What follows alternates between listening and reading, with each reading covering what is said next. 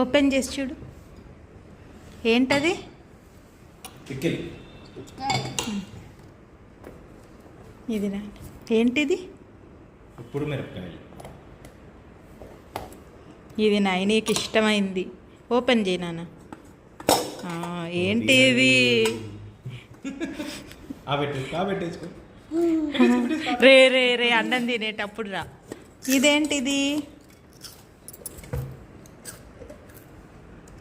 ఏంటిది? ఇది పప్పు.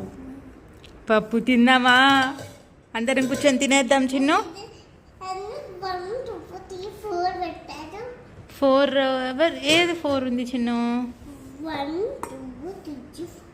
ఇది 1 2 3 4